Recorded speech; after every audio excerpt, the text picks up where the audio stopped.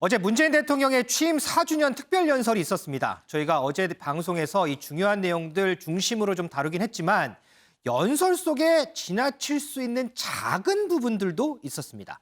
이 부분 김은미 기자가 백브리핑으로 정리해보겠습니다.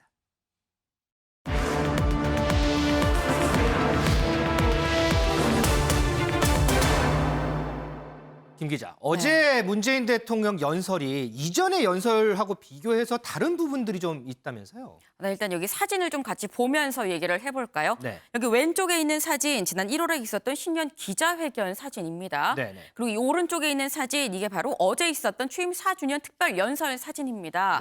네. 이 사진 두 개의 어떤 차이 찾으셨나요? 글쎄요. 아, 눈에 띄네요. 지금 왼쪽에 있는 사진에서는 뒤에 모니터에 막 사람들이 많은데 여기는 어제는 없었네요. 네, 맞습니다. 좀 뭐 비슷하게 맞춘 걸로 해드릴게요. 지금 보시면 이 왼쪽에 있는 사진, 지난 1월에 있었던 신년 기자회견 때는 이 앞에 이 프롬프터가 있습니다. 바로 문 대통령이 볼 수 있게끔 설치된 프롬프터인데 이 프롬프터가 뭔가 싶으실 수 있을 것 같아요. 근데 네. 사실 저희 방송하는 사람들은 다 압니다만 이 방송하는 내용을 볼 수 있게끔 이 방송 내용이 적혀져 있는 그런 모니터입니다. 근데 이 프롬프터가 지난 1월엔 있었지만 어제는 없었습니다. 그렇군요. 네. 네, 사실 이 이유 아마도 이것 때문으로 보이는데요. 네, 저희 보여주실까요? 지난 1월 신년 기자회견이 끝나고 이런 사진이 돌았습니다. 네, 이 사진, 이 문 대통령 앞에 지금 프롬프터가 놓여 있는데 네. 저게 뭐라고 적혀 있냐면 대통령님 말문이 막히시면 원론적인 대답부터 하시면서 시간을 좀 끌어보십시오라고 이런 내용이 적혀 있었습니다. 근데 이 사진을 맞아요. 두고 있었죠. 네. 네, 이 당시에 저희도 방송에서 말씀을 드렸었는데 대통령이 그럼 참모진의 어떤 조언을 받아서 답변을 하는 거 아니냐라는 이런 논란이 일었었는데 그 당시 결국 가짜로 판명이 났습니다. 근데 사실 원래 사진을 보면 어떤 기자가 무슨 질문을 했는지가 나와 있는 바로 이런 글이 적혀 있었거든요. 네. 근데 이게 바로 조작됐었던 거죠. 그렇기 때문인 건지 아마도 문 대통령 이런 이유로 사료가 됩니다만 뭐 이번에는 프롬프터 없이 직접 기자들의 질문을 자기가 받아 적고 그걸 보면서 참고해서 대답하는 그런 모습이 어제 눈에 띄었습니다. 그러니까 아예 이제 오해의 소지를 아예 그냥 없애버렸군요. 네, 그렇다고 볼 수 있겠습니다. 자, 그리고요. 우리 요즘에 이제 방송 보면 중간에 이제 중간 광고라는 걸 하잖아요. 그쵸. 그런데 어제 이제 대통령 연설을 보다 보니까 중간에 광고가 나와요. 네. 대통령 연설도 중간 광고를 하나 보죠? 네, 혹시 지금 보고 계신 바로 이 영상을 말씀하시는 걸까요? 맞아요. 이 영상이에요. 네, 사실 이 영상을 지금 한번 지켜보시면 뭐 We are the one, 뭐 세계는 하나 그리고 막 초록색이 막 보입니다. 네. 근데 이 영상 오른쪽 이 상단에 보면은 2021 P4G 서밋 서울이라고 나와 있어요. 그 네. 서밋이니까 뭐 정상회의, 정상회담 같은 거 같고 그런 것 같네요. 서울이라고 하는데 이게 대체 뭔가 싶은데 저도 궁금해서 한번 찾아봤습니다. 찾아봤더니 P4G가 기후 변화대응, 이 녹색 성장을 위한 이 정부 그리고 민간이 함께하는 세계적인 연대를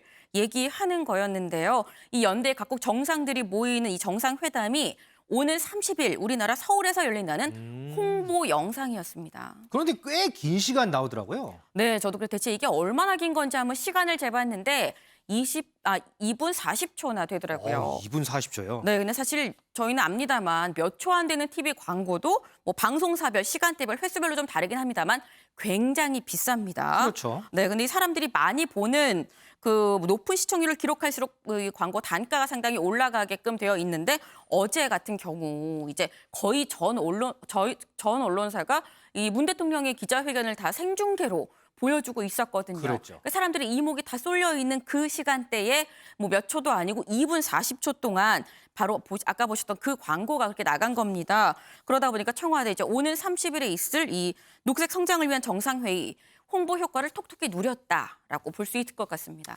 광고보다는 이제 홍보라고 좀 봐야 되겠죠. 네. 그리고 그 외에 또 뭐 특이한 점은 없었어요? 네, 뭐 특이하다기보다는 새로운 소식이라고 얘기를 할 수 있을 것 같아요. 새로운 소식이요? 네, 바로 문재인 대통령이 기사에 댓글도 확인을 한다는 게 이번에 확인이 그래요? 됐습니다. 네. 네, 어제 기자 질문 중에 민주당 강성 지지층의 어떤 문자 폭탄에 대한 이 질문이 있었습니다. 근데 여기에 대해서 문 대통령 이렇게 답변했습니다. SNS 시대에 그 문자로 자신의 의견을 표현하는 것은 너무나 당연하고 자연스러운 현상이라고 생각합니다. 그것이 정치의 영역이든 또는 뭐 비정치의 영역이든 마찬가지입니다. 저 역시 과거에 많은 문자 이런 폭탄이라고 할 정도로 받았었고요. 지금은 제가 휴대폰을 공개 사용하고 있지 않기 때문에 주로 이제 기사의 댓글을 통해서 많은 의사 표시들을 하는데 정말로 험악한 댓글들 많습니다. 아주 조직적으로 이루어지는 것처럼 여겨지기도 합니다. 그러나 그런 의견이 있다는 거 이렇게 참고하고 그것도 한 국민의 의견이라고 받아들이면 될 것 같습니다. 네, 지금 저희도 뭐 방송에서 전해드렸었습니다만 이 문자 폭탄에 대해서 자연스러운 현상이다라고 얘기를 하면서 주로 기사의 댓글을 통해서 많은 의사 표시들을 하더라. 또 아주 조직적으로 이루어지는 것처럼 여겨지기도 한다라고 얘기를 합니다. 그러니까 청와대 안에서 참모들이 이게 뽑아주는, 알려주는 기사만 보는 게 아니라 직접 인터넷에 들어가서 기사도 보고 그 기사에 달린 댓글까지도 모두 본다는 게 이번에 확인이 된 셈입니다. 문재인 대통령이 댓글을 다 이제 본다는 걸 알려줬으니까 앞으로 이제 각종 댓글마다 대통령 보시라 그러면서 무슨 편지 같은 게 등장하지 않을까 뭐 이런 생각도 좀 해볼 수 있을 것 같습니다. 네. 김 기자 수고했습니다. 자, 얘기 이어가겠습니다. 문재인 대통령이 어제 기자회견에서 임혜숙, 박준영, 노형욱 장관 후보자들의 발탁 배경을 언급을 하면서 이 인사청문회 문제점에 대해서 꽤 긴 시간 비판하기도 했었죠. 관련돼서 문재인 대통령 얘기 듣고 오겠습니다. 야당에서 반대한다고 해서 저는 검증 실패라고 생각하지 않습니다. 그런데 우리 인사청문회는 흥결만 놓고 따지는 그런 청문회가 되고 있습니다. 무한주기식 청문회가 됩니다. 이런 청문회 제도로서는 정말 좋은 인재들을 발탁할 수가 없습니다. 이 험한 청문회에 무한당하기 십상인 청문회에 앉고자 하지 않습니다. 윤지영 기자, 이 이제 장관 후보자 3명에 대한 인사청문 보고서 어제 이제 채택이 안 됐어요. 네. 어제가 이제 만료가 되는 날이었는데 그러면 청와대가 이제 재송부를 요청을 하게 되는 거죠. 네. 아무래도 그렇게 될 걸로 보입니다. 오늘 중에 재송부가 이뤄질 것이란 전망이 많은데 아직까지는 관련 소식은 들어오지 않고 있고요. 다만 문재인 대통령이 어제 기자회견에서 이 장관 후보자들에 대해서 검증 실패라고 생각하지 않는다라고 강조를 했기 때문에 재송부가 유력한 상황입니다. 이 청와대 인사 검증 시스템의 문제가 아니라 인사청문 제도의 문제를 삼았거든요. 그런 만큼 이 강행을 할 것으로 보이고요. 지금까지 야당 동의 없이 임명한 장관급 인사 29명인데 여기에 3명이 더 추가가 되게 되면 32명으로 늘게 될 것으로 보입니다. 이 당초 정치권에서는 세 후보 가운데 1명 정도는 낙마하지 않겠나라는 전망이 나왔었지만 어제 기자회견에서 굉장히 강경한 발언이 나온 만큼 결국에는 다시 재송부를 요청을 할 것으로 보이고요. 다만 재송부 요청 기간을 좀 여유롭게 둘 가능성은 있어 보입니다. 지금까지는 한 이틀 정도 기한을 뒀었습니다. 네. 그러니까는 거의 야당의 의견을 듣지 않는 방향으로 갔었는데 네. 이게 최대 10일까지 기한을 둘 수 있거든요. 네. 이번에는 조금 더 여유롭게 기간을 둬서 좀 여야가 협상을 좀 추가적으로 해나갈 수 있는 이런 기한을 두는 방법으로 해서 좀 야당을 좀 이렇게 감싸는 이런 모습을 보일 것이라는 관측도 나옵니다. 국회 시간을 조금 더 줄 가능성도 있다. 네, 맞습니다. 자, 그러면 이동석 기자, 민주당 내에서는 이 장관 후보자 3명의 거취에 대해서 어떻게 결론이 좀 났어요? 네, 일단 결격 사유가 없다는 걸로 의견을 일치를 모은 것 같습니다. 민주당은 어제 비공개 의원총회를 열고 장관 후보자 결격 사유에 대해 논의를 이어갔는데요. 어떤 결과가 나왔는지 민주당 의원들의 발언 한번 듣고 오시겠습니다. 각 장관 후보자들에 대한 야당의 공세가 실은 흠잡기라고 저희는 생각을 하고 있고 여기에 대해서 특별한 결격 사유가 없다라고 좀 판단을 하고 있습니다. 생떼를 부리는 것보다 인청에 참여를 해서 총리 인준에 함께 할 수 있도록 좀 당부 말씀을 좀 곁들여 좀 드리고 싶습니다. 일단은 갑론을박은 별로 없었고요. 이 나라를 위해서 봉사할 수 있는 기회를 주는 것조차도 빼앗기에는 결정적인 문제는 아니다. 보고에 대해서 뭐 의원들이 뭐 의견을 내거나 그러지는 않았습니다. 이것을 네. 이제 전반적으로 보고하는 자리였고 그것에 대한 논쟁은 없었습니다.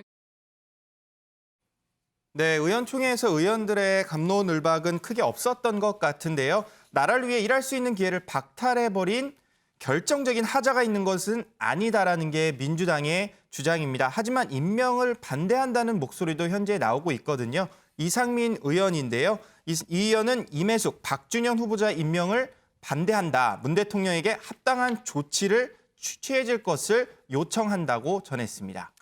더불어서 어제 김부겸 총리 후보자에 대한 인사청문 보고서도 채택이 되지 않았습니다. 윤 의원님, 지금 장관 후보자 3명에 대한 불똥이 김부겸 후보자에게 튄다. 일각의 이런 시각도 있거든요. 이 장관 후보자 3명 그리고 김부겸 후보자 어떻게 될 것 같으세요? 그냥 밀어붙이기만은 못하는 이유가 김부겸 총리 후보자의 경우는 표결을 해야 되잖아요. 네네. 물론 지금 여당이 174석의 정의당이나 또 무소속 그다음에 열린 시민당이죠. 합쳐서 충분히 숫자를 확보하고 있습니다. 그러나 야당 의원 102명 내지는 몇 명이 고스란히 반대를 하고 총리 표결 숫자가 나오면 사실 그 부담이죠. 네.